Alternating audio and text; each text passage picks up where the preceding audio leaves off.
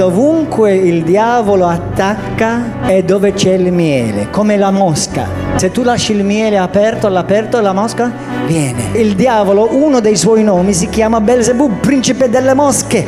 Però, gloria al Signore, Gesù dice che io scaccio via le mosche con il dito di Dio. Forse anche voi, o alcuni di voi, che vi sentite il diavolo vi sta attaccando perché c'è il miele nella tua vita, dove c'è l'unzione e dove attacca il diavolo. Però io voglio dirvi una parola profetica, che qui il Signore sta crescendo un'onda. Voi siete l'onda dello Spirito Santo.